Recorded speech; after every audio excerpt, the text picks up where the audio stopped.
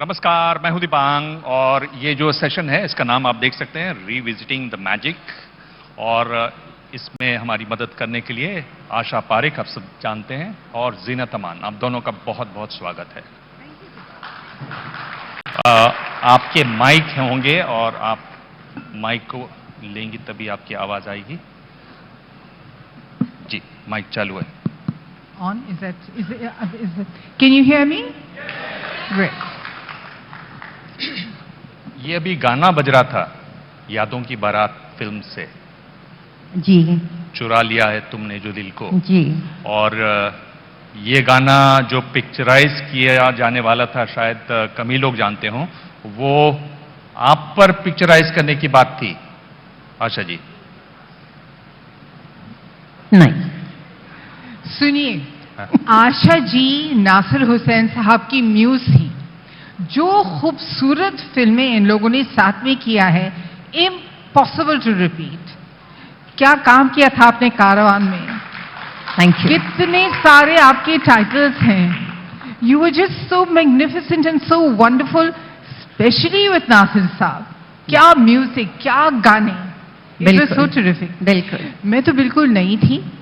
72 में शायद हम लोगों ने शूटिंग की और 73 में फिल्म रिलीज हुई। I was a kid, you know. I had just joined films. तो नासिर साहब और मैं उनके फिल्म में, ये तो मेरे लिए तो बहुत बड़ी बात थी। And you know नासिर साहब and his music. तो yes, he had the sense of music. तो म्यूजिक बहुत ही अच्छा होता था उनका, हर पिक्चर में बहुत अच्छा था। जी, आपका वो गाना, आपके एक्सपीरियंस के बारे में उनके साथ। नहीं, मतलब मेरी पहली पिक्चर जो थी as a heroine, it was directed by him and he selected me to be in Dil De के देखो। तो नेचुरली एक बॉन्डिंग होती है। सो एनी हाउ, ये जो गाना था ये आप पे पिक्चराइज हुआ था and I think you did a fabulous job. Thank you. I am a big fan. Thank you. ये खासियत है। देखिए, बहुत ज्यादा तो डिफरेंस नहीं है आप दोनों की उम्र में। No comment. When you go out I am going to shoot you. ठीक है, मैं अपनी जिंदगी बचाता हूं, इस सवाल से पीछे हटता हूं। और पर ये फिल्म आपको ऑफर हुई थी या बात हुई थी या आपने मना कर दिया था या ऐसा कुछ था या आपको एक और कोई रोल दिया गया था, या मैं इस फिल्म के सवाल से हट जाऊं? आप ये पिक्चर की बात कर रहे हैं जिसमें जीनत जी थी। ये जीनत जी बताएंगी क्या हुआ था। आप ये पूछ रहे हैं कि ये फिल्म उनको ऑफर नहीं? आई डोंट थिंक सो। उनको विजय अरोड़ा के साथ थोड़ी कास्ट करने वाले थे वो। अच्छा, विजय अरोड़ा नहीं। No, so I don't think so. वो रोल लाल कपड़ों वाली मेम साहब, वो तो I don't think that Asha ji would was thought about for that role. Am I right? I won't say anything. No, say, because I don't know. I did a film with Vijay Arora. I had a double role in it. But don't remind me of the film because it was one of my life's most horrible film which did not even run for Really? 2 days. So were you offered this Yadon Ki Barat role? It's a long story. Now tell us a long story. We want to know. नहीं, ये था कि I was not here. पहले तो मैं America में थी, मैं परफॉर्मेंस कर रही थी and there was something which Mr. Nasir Hussain said to me which upsetted me. मैंने कहा मुझे नहीं काम करना। तो कहा ठीक है, नहीं करना मुझे काम। I'm sad for you, but I'm happy for me. I had no idea. चलिए, how lovely to know these stories. इतने सालों के बाद। I wouldn't like to repeat it, but now we all insisted, तो मैंने कहा चलो बता देती हूँ। नहीं, अच्छी बात है। It's history. It's part of history. जी। आशा जी, ये जो आपने कहा कि आप थोड़ा गुस्सा हो जाती थी, ये कहा जाता है कि उस दौर के जितने भी हीरो थे वो आपसे कुछ डरते थे, कुछ सहमे से रहते थे। बड़ा आप गुस्से वाली थी क्या? नहीं, शायद मेरी शक्ल ऐसी थी कि लोग डरते थे मुझसे। maybe. They used to get frightened. They wouldn't come and talk Really? to me. हाँ, Why? मुझे याद है जो मैं पहली picture first film which I was doing with Jitendra, तो ये होता था कि मेरा शॉट खत्म हो जाता था, मैं बाहर चली जाती थी, फिर जितेंद्र जी अंदर आते थे, वो शॉट देते थे, वो बाहर चले जाते थे। तो ऐसे काफी बार हुआ। फिर जब साथ में टुगेदर शॉट लेना था तो फिर थोड़ी थोड़ी बातें होती रही। Then it was okay. But Asha ji, I don't know why, because जैसे मैंने पहले भी कहा है, जो आप स्क्रीन पे हो, you are lovely on screen, but you are much lovelier off screen. You know, Thank you. You are such Thank a you. Lovely person. Thank you. तो आई डोंट नो कि लोग बिल्कुल। हाँ, You know. जैसे अभी धर्म जी के साथ था, I was working for the first time with Dharmendra ji, तो आए दिन बाहर की शूटिंग हो रही थी। अब ये होता था कि एक शॉट खत्म हो जाता था, वो इस तरफ, मैं उस तरफ, तो 3-4 दिन के बाद जी ओम प्रकाश जी ने कहा कि सवेरे सवेरे शूटिंग पे जा रहे थे दार्जिलिंग में, तो कहा कि मैं आपके साथ गाड़ी में आऊं, तो मैंने कहा जी जरूर आइए। फिर कहने लगे मैं बहुत परेशान हूं। मैंने कहा क्या हुआ? नहीं, जरा टेंशन हो रही है। मैं कहा, क्या टेंशन हो रही है? तो बोले नहीं, आप दोनों इतना अलग अलग हो जाते हैं तो ये रोमांटिक सीन्स कैसे करेंगे?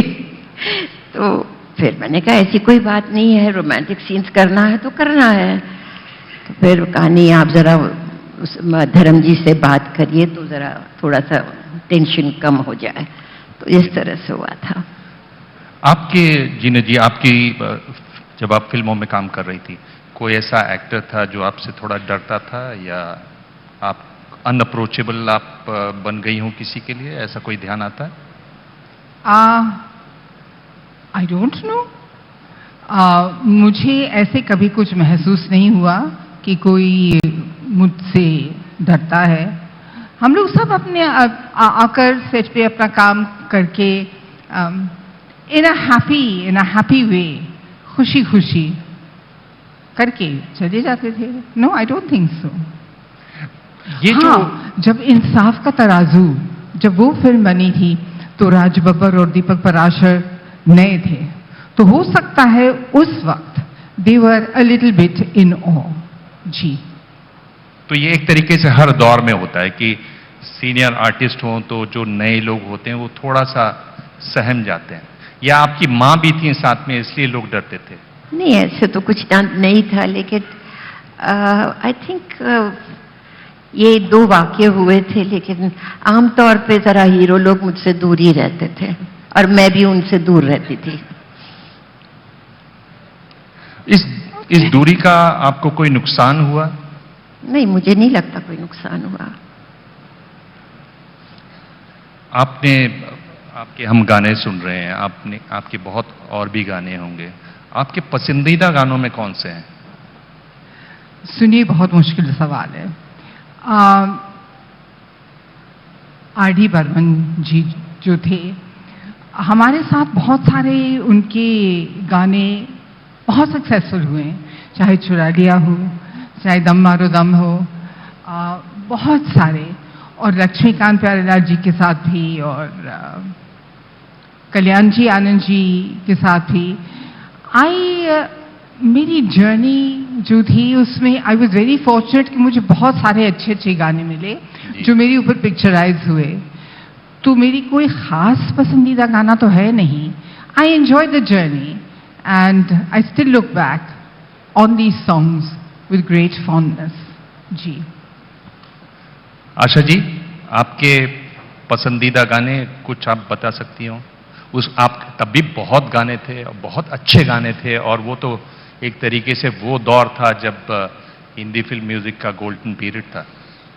ये तो बहुत मुश्किल सवाल है, क्योंकि मेरे जितने गाने थे, चाहे पिक्चर चली ना चली, गाने हिट होते थे। तो बहुत मुश्किल है कहना कि ये गाना मुझे बहुत पसंद है या वो गाना मुझे बहुत पसंद है। Very difficult.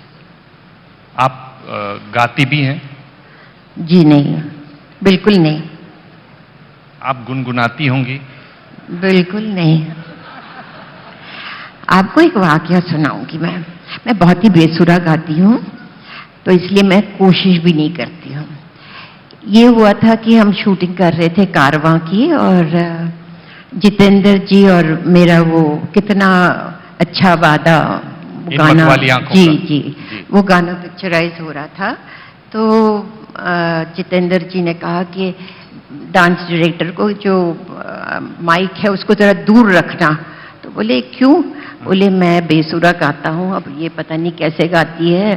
तो जब मैंने गाना शुरू किया तो उसने कहा कोई हर्ज नहीं, आप इधर नजदीक रख सकते हो क्योंकि हम दोनों बेसुरे हैं। तो ये है, इसलिए मैं गाना नहीं गाती। जीनत जी, आप गाना गाने की आपने कभी कोशिश की? बिल्कुल नहीं। And I loved Indian cinema, I love Indian cinema, क्योंकि कोई एक्सपेक्टेशन भी नहीं है कि हम लोग अपना गाना गाए। You have such wonderful singers, और हम लोग माइम करते हैं और खुशी खुशी माइम करते हैं। जी। दो एक्टर्स के साथ आप लोगों ने काफी फिल्में की, देव साहब और राजेश खन्ना। कैसा था उनके साथ काम करना, अगर मैं आपसे पूछूं? कैसे कंपेयर पहले आप करते हैं? डिसाइड किससे पूछना। अब उनसे पूछे। जी। देखिए, अगर मेरी कोई सक्सेस हुई हिंदी सिनेमा में, इट वॉज बिकॉज ऑफ हरे रामा हरे कृष्णा। तो देव साहब और नवकेतन मेरे मेंटोर रह चुके हैं। उनके साथ उनकी कंपनी में ये फिल्म बनी, फिर इश्क इश्क, फिर हीरा पन्ना, और उनके साथ बहुत सारी फिल्मों में काम किया, Darling Darling, Kalabaaz and a lot of films. तो मेरे लिए वो सिर्फ मेरे को स्टार नहीं थे, वो मेरे मेंटोर थे। जी। आशा जी, आप? देव साहब के साथ मैंने 2-3 पिक्चरें की, और आई फाउंड कि वो बहुत ही अपने में खोए हुए रहते थे। तो ज़्यादा मतलब बातचीत तो नहीं होती थी, लेकिन अच्छा काम हो जाता था। हर वक्त हेलो आशा करके आते थे सेट पे हर वक्त, तो अच्छा था काम करना। और राजेश खन्ना? मैं ये समझ रहा हूं कि जब राजेश खन्ना ने शुरुआत की होगी, जब आपके साथ फिल्म की होगी, तो आप बहुत बड़ी स्टार रही होंगे। उन्होंने शुरुआती दिन होंगे उनके एक तरीके से। या बाहरों के सपने से शुरू किया था। तो हाँ, वो वैसे बेसिकली वॉज एन इंट्रोवर्ट, कभी ज्यादा बात नहीं करते थे। This is what I feel. No, you're right about Kakaji. He was. Yeah, he was absolutely, he would sit in a corner, ज्यादा बात नहीं करनी। और मे बी शायद बाहरों के सपने जब बनी थी तो ये उनकी दूसरी पिक्चर थी, और I was already a star, और बाहरों के सपने में करने वाली नहीं थी। उसकी हीरोइन जो थी वो नंदा जी थी। तो नंदा जी ने कहा कि नहीं, मुझे नहीं करना है क्योंकि it was not a glamorous role. तो फिर मेरे पास आए नाज साहब और कहा कि अब तुम कर लो। मैंने कहा मेरी डेट्स का बहुत प्रॉब्लम है, आपको मेरी अपने डेट्स जो है वो मेरे हिसाब से आपको एडजस्ट करनी पड़ेगी। तो कहा ठीक है। तो उसमें क्या होता था, कई बार डेट्स आगे पीछे हो जाती थी, तो इसलिए वो एक आध ऐसा वाकया हो गया था मिस्टर राजेश खन्ना के साथ। तब से मैंने कहा कि ये वाज अ बेसिकली इंट्रोवर्टेड, और उनको शायद इंफीरियोरिटी कॉम्प्लेक्स भी था उस वक्त। Really? Yeah, he had a little bit of inferiority complex, but once he became a superstar, then everything changed. Asha ji, I worked with him and he was the superstar. उन्होंने of course शक्ति समंत के साथ he had done Aradhana, which was a super hit. तो उसी combination के साथ शक्ति समंतर और Rajesh Khanna, they signed me for अजनबी। मेरे हाथ पैर कांपते थे और मैं अपने डायलॉग्स रट के याद करती थी कि oh my gosh, I hope I don't make a fool of myself. जी। तो you were a superstar when he started, he was a superstar when I started. जी। तो कुछ ऐसा ही था। अच्छी बात है। ये बताइए कि जब आप फिल्में करती थी तो कुछ ऐसा था कि इस फिल्म में मैं ये करूंगी और ये तो मैं बिल्कुल कोई भी फिल्मों में कर ही नहीं सकती हूँ? डूज एंड डोंट्स की कोई आपकी लिस्ट थी फिल्मों के लिए? नहीं, बिल्कुल नहीं। बिल्कुल नहीं। ऐसे तो नहीं था कि अच्छा आपका कुछ ऐसा था कि मैं ये कर सकती हूँ, मैं वो नहीं कर सकती हूँ, ऐसा तो नहीं था। I'm sure you- या मैं ये पहन सकती हूँ, ऐसा नहीं पहन सकती हूँ? पहनने के लिए तो डेफिनेटली कोई मुझे कहता कि बिकिनी पहनना है तो मैं कहूंगी कि नहीं, मुझे नहीं करना काम, नहीं करना। नहीं और ऐसे कोई रोल आपके पास आए? नहीं जी, ऐसे कुछ नहीं आया था। लोगों को पहले ही मालूम था कि ये तो करने वाली नहीं? जी बिल्कुल। जलवा था आपका? जैसे आप सोचे। सच? आप लोग तालियों में कंजूसी कर रहे हैं, मैं देख रहा हूं। पर आपका कोई डूज एंड डोंट्स था फिल्मों में? देखिए, मैं एक कलाकार थी जो अपने मैं एक डायरेक्टर की एक्टर थी, तो जो कहानी का डिमांड था उस हिसाब से आई वुड परफॉर्म। और आप यकीन नहीं मानेंगे, आई think I M one of the few artist जिसने सारे जो एक्टर डायरेक्टर्स हैं उनके साथ काम किया है, ऑल ऑफ देम ऑलमोस्ट, चाहे देव साहब हो, राजी हो, शम्मी कपूर हो, फिरोज खान, संजय खान, अमजद खान, ओपी रल्हन, जितने भी एक्टर डायरेक्टर्स थे उनके साथ काम किया। तो they would bring that extra magic and that extra appeal. तो it depended on my director. जी। ऐसी कौन सी एक्ट्रेसेस थी आपके दौर की? जेलसी तो आपको शायद हुई होगी लोगों से, मैं वहां नहीं जाना चाहता हूं, जिनको आप एडमायर करती थी आपके दौर में? ऐसी कौन सी एक्ट्रेसेस थी? एक्ट्रेसेस थी उस वक्त, मतलब कि हमारे कॉलीग्स में, of course Asha ji, Waheeda ji, you all were all a little senior when we came in. हाँ, तो यस, अगर आप मेरे कॉलीग्स के बारे में बात कर रहे हैं तो एक तो हेमा जी थी, वेरी वंडरफुल क्लासिकल डांसर, जो मैं तो बिल्कुल नहीं थी। तो I really liked her for that. जी। हेमा जी। आशा जी आप? मैं जब भी विजयंती माला जी को देखती थी तो मुझे पता नहीं, I was a great admirer of hers, because जब भी सेट पे आती थी तो ऐसा लगता था कि कोई क्वीन चली आ रही है। She was so graceful, so beautiful. तो I was a great admirer of hers. मुझे एक वाकया याद आता है, हम अम्रपाली की शूटिंग हो रही थी and the dresses which she had worn and oh my God. तो we were shooting for Teesri Manzil with mister Shammi Kapoor. तो उन्होंने कहा चलो जाके देखते हैं। मैंने कहा मुझे नहीं आना है क्योंकि गेस्ट्स वर नॉट अलाउड। तो बोले नहीं मैं डिस्ट्रीब्यूटर हूँ, चलो तुम। मैंने कहा मुझे नहीं आना है। तो पकड़ के ले गए। अब सेट जो था वो it was a round set और नीचे विजयंती माला जी डांस कर रही थी। तो हम ऊपर से बैठ के ऐसे झुक के देख रहे थे। एक शीशा आता था बड़ा शॉट के पहले और उनको मतलब उनके सामने रखा जाता था और वो मतलब अपने कपड़े वपड़े मेकअप ठीक करके फिर शॉट होता था। तो जब आईना आया तो उसने ऊपर से देखा कि हम दो जो है ऊपर बैठ के झांक रहे हैं। तो वहां से उन्होंने बहुत जोर से कहा, Asha what are you doing there, come down. तो मुझे तो बुला लिया। तो शमी जी ने कहा, I am the distributor. He says no you are not coming, you stay there only. फिर शमी जी को बहुत गुस्सा आया। उन्होंने कहा नहीं मैं डिस्ट्रीब्यूटर हूं, मैं भी नीचे आऊंगा। तो फिर then we went and sat, but what beauty, she looked so lovely. I also like Nargis ji, हाँ, but she was not my colleague. नहीं तो आप बोलेंगे कि आप सब एक उम्र के हो। नहीं, I liked her very much. क्या अच्छा लगा? I loved her in Mother India. She was so good, so real. जी।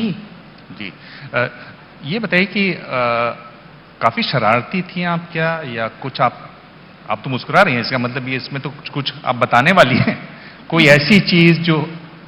शरारत तो करते थे क्योंकि सारा वक्त क्या करें, बैठे बैठे बोर भी हो जाते थे। एक वाकया हुआ था, वैसे हम शूटिंग कर रहे थे बिन बादल बरसात की महाबलेश्वर में और मिस्टर बिस्वजीत हमारे साथ थे। लास्ट डे शूटिंग की थी और हम लोगों को वापस आ जाना था, हम दोनों को, और शूटिंग आगे चलने वाली थी। हमने कहा कुछ ऐसा करके जाए कि ये सब लोग हमको याद रखें। तो हमने जो है कहा कि चलो ऐसे करते हैं, 40 टैबलेट्स ऑफ परगोलैक्स चाय में डाल के सबको पिला देते हैं। तो ये होगा कि फिर शूटिंग, तो हमारा जो कैमरामैन था, स्टिल फोटोग्राफर, तो बेचारा वो बैठा हुआ था, वो हमको बहुत तंग करता था। तो हम कहता है मेरा क्या होगा, मैंने तो 2 ग्लास चाय पी ली। मैंने कहा कुछ नहीं होगा, तुम बाथरूम में ही बैठे रहोगे, तुमको किसी का सर तो नहीं दुखाओगे। तो बेचारा बैठा रहा, पता नहीं उसके बाद क्या हुआ, हम तो निकल आए। जीना जी, आपके शूटिंग के दौरान कुछ ऐसी? देखिए, मेरा मिजाज बिल्कुल अलग था। आप हमेशा मुझे देखते किताब के साथ। Between shots I would be reading, this is what I would do, हमेशा, मोस्टली। एक मैं ये पूछना चाहता हूं, उस सवाल पे बाद में आऊंगा, कि आपने बहुत सी गलतियां की होंगी अपने फिल्मी कैरियर में, और उन गलतियों से जिंदगी के लिए बहुत कुछ सीखा भी होगा। कुछ ऐसी सीख आप बताना चाहें जो आपने सीखा हो अपने कैरियर से, कि एक जिंदगी भर के लिए ये सीख है, एक लेसन है?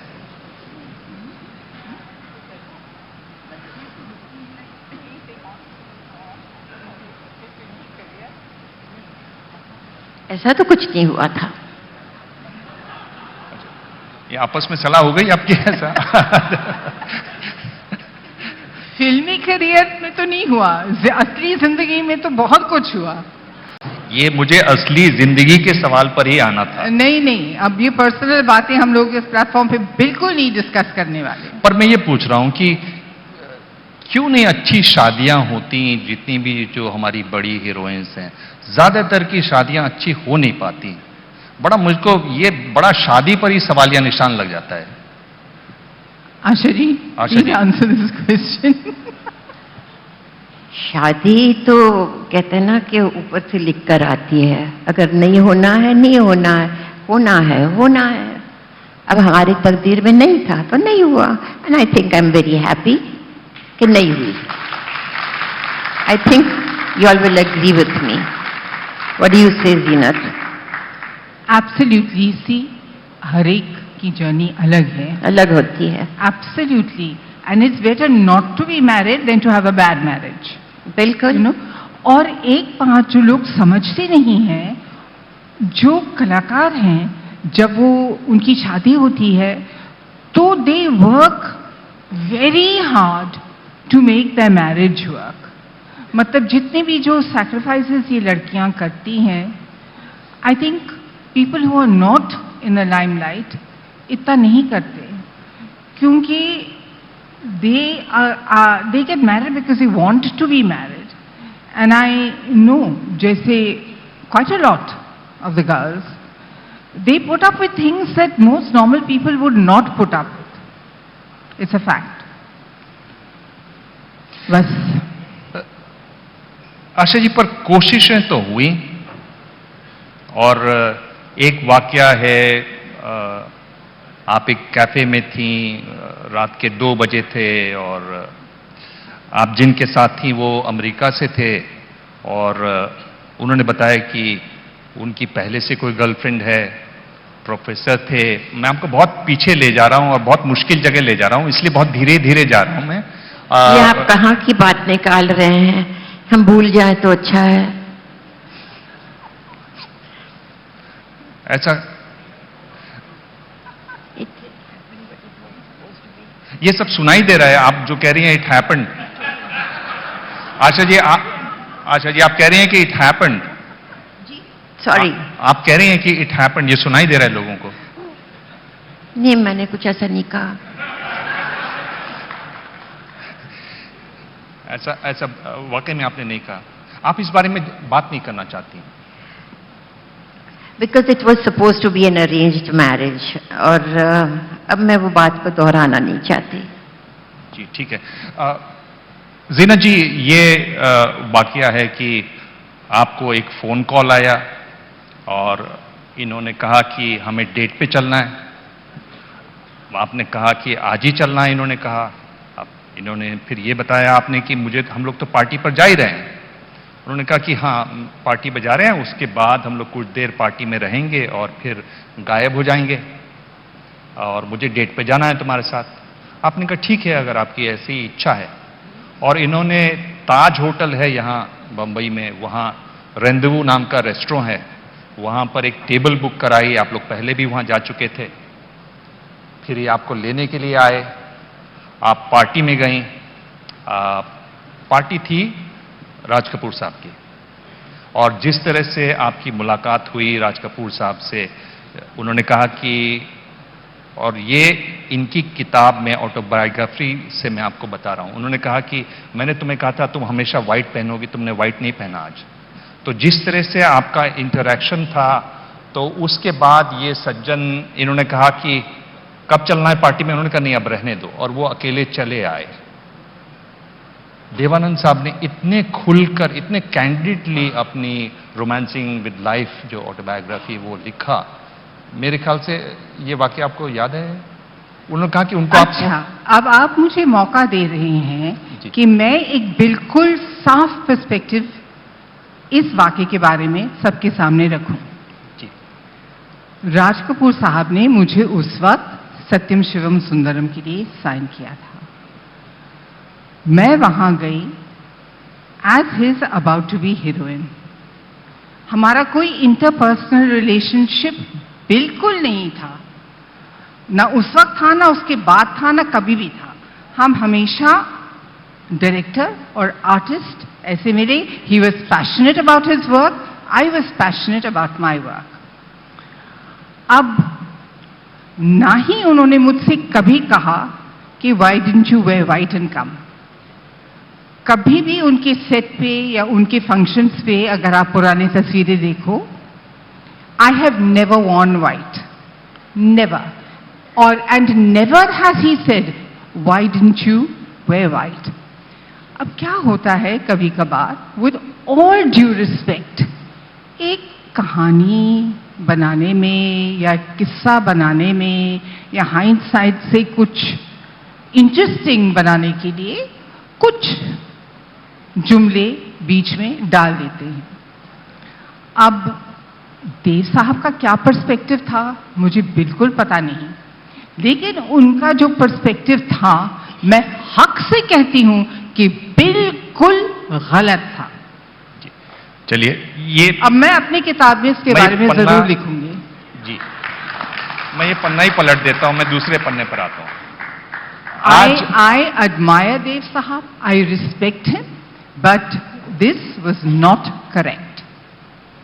ठीक है, आपने बहुत बहुत साफ कर दी ये बात, क्योंकि इसका कई जगह इसके बारे में लिखा हुआ है। बहुत अच्छी बात है, आपने ये बात साफ कर दी। पर इधर देख रहा हूं, अगर आज की बात करें तो आप सोशल मीडिया पर आ गई हैं।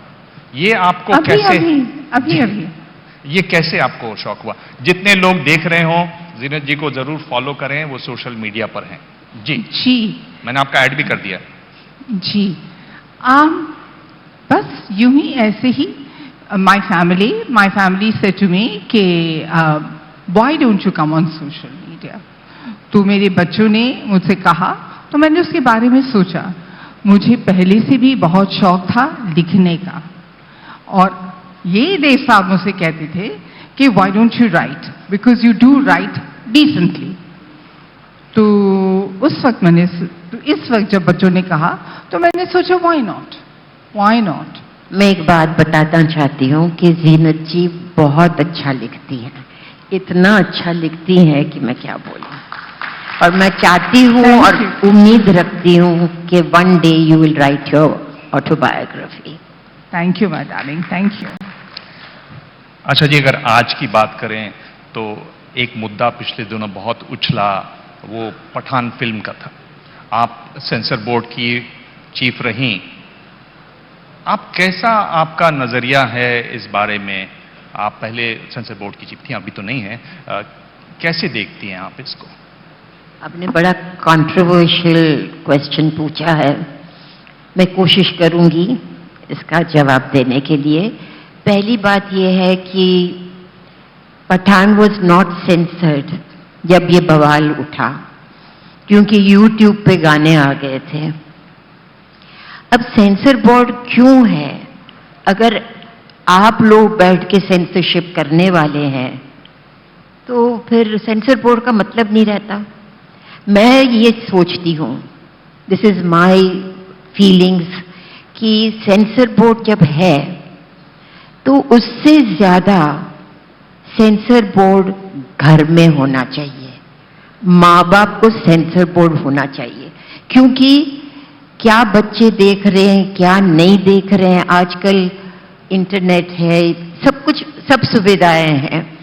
तो माँ बाप अगर नहीं देखें कि क्या देख रहे हैं बच्चे, तो सेंसर का मतलब मुझे समझ में नहीं आता।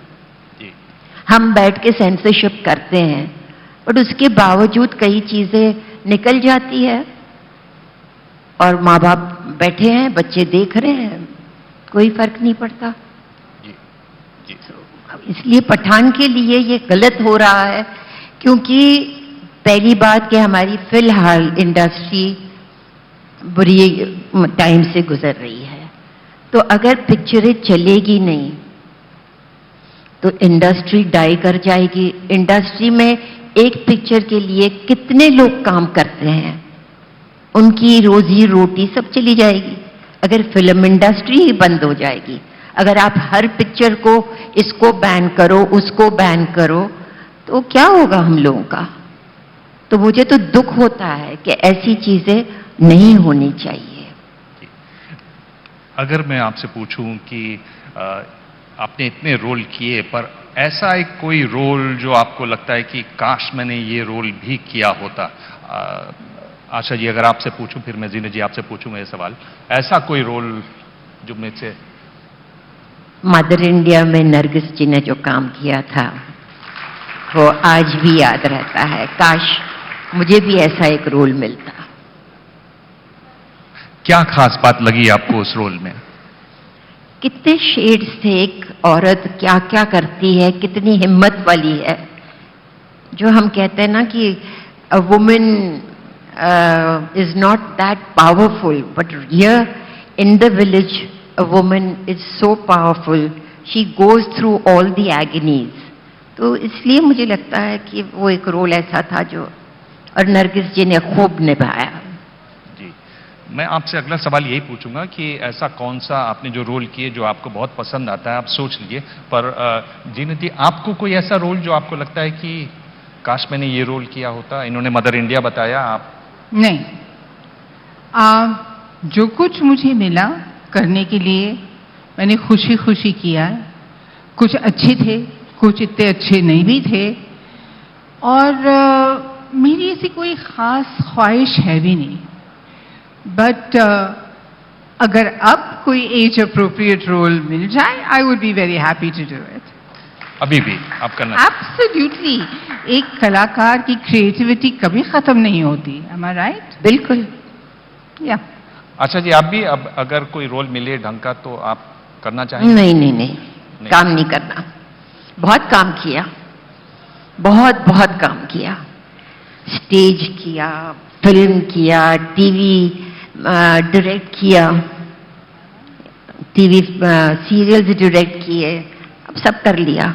डिस्ट्रीब्यूटर भी रहे, थिएटर ओन भी किया, सब कुछ कर लिया। अब कुछ नहीं करना, अब आराम करना। आराम करते करते आप कभी कभी अपनी पुरानी फिल्में देखती हैं, और कोई चीज आपको बहुत ऐसा रोल है जो आपको लगता है कि हाँ ये मैंने ठीक ठाक काम किया इस पे, ऐसे कौन सी कोई फिल्में हैं, कोई रोल हैं? मेरे पिक्चरों की? जी नहीं, वो तो कभी सेटिस्फैक्शन होता ही नहीं है। वो एक शॉट देने के बाद ही होता है, अच्छा मैंने थोड़ा सा इधर ऐसा कर लिया होता, ऐसा कर लिया होता तो अच्छा होता। तो ऐसा फिर भी जो रोल आपको पसंद हो, कोई एक या दो?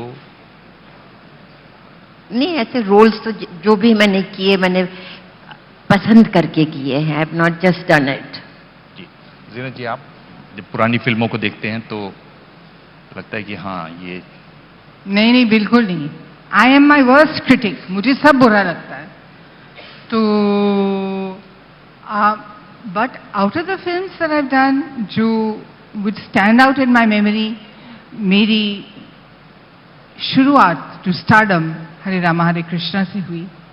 फिर मुझे मौका मिला एक अलग किस्म का रोल करने के लिए, वो that was in Satyam Shivam Sundaram, and Roma from Don, Sheela from Qurbani. सब हटके अलग अलग किस्म के रोल थे, तो I enjoyed all of them. सुनिए, हमारी एक जर्नी रह चुकी है और हर कदम पे एक माइलस्टोन रहा है, so it becomes very difficult to select one. सब अच्छे थे। फिल्मी जो दुनिया रही जिसमें आप लोग दोनों रहे, उसके लोग क्या आपकी जिंदगी में अभी भी आते जाते हैं? तब के कुछ लोग हैं जो अभी भी, जिनसे अभी भी दोस्ती कायम है, जिनके साथ आपकी बातचीत होती हो रेगुलर बेसिस पर, या अब वो दुनिया से आप आगे चले गए? दोस्ती तो सबसे है, लेकिन कुछ लोगों से दोस्ती ज्यादा होती है, कुछ लोगों से कम होती है, तो दोस्ती तो सबसे है। ज्यादा गहरी दोस्ती आपकी किन किन से है? जी, किन किन से आपकी गहरी दोस्ती है अभी? वहीदा जी है, हेलन जी है, जीनत जी है, सायरा जी है, इन सबसे दोस्ती है। जीनत जी आपकी? देखिए, ये जो फिल्म का माहौल है, दुनिया है, हम लोग जब मिलते हैं तो बहुत दिल से मिलते हैं, अच्छे से मिलते हैं और अच्छी तरह से साथ में काम करते हैं। तो जी, I am in touch with Padmini, with Rekha, with Hema ji, with Asha ji, with quite a few people. But day-to-day life में ऐसा तो नहीं है। जी, बहुत बहुत धन्यवाद, आपने इतनी अच्छी बातें की और इतने पुराने दिनों की याद दिलाई। और आवाज से बिल्कुल, अगर टीवी बंद कर दिया जाए तो लगता है कि बिल्कुल 70 का, 60 का, 80 का दशक चल रहा है। Thank you. Thank you. thank you, thank you.